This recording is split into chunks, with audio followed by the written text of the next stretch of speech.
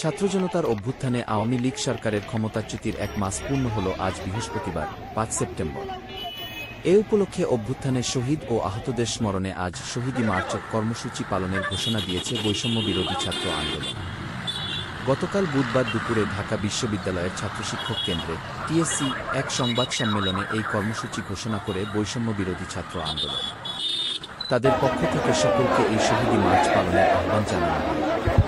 বৈষম্য বিরোধী ছাত্র আন্দোলনের পক্ষ থেকে জানানো হয়, ছাত্র জনতার অভ্যুত্থানের শহীদ ও আহত ভাইদের স্মরণে এবং তাদের স্মৃতি ধারণ করে আজ সারা দেশে এই কর্মসূচি পালিত হয়।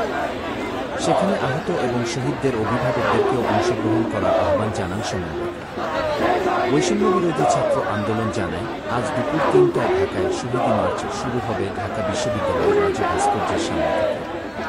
এরপর নীলক্ষেত, নিউ মার্কেট, কলাবাগান, মিরপুর রোড ধরে মানিকমিয়া অ্যাভিনিউ ও সংসদ ভবনের সামনে দিয়ে ফার্মগেট, কারওয়ান বাজার, শাহবাগ ও রাজু ভাস্কর্য হয়ে কেন্দ্রীয় শহীদ মিনারে গিয়ে কর্মসূচি শেষ হবে।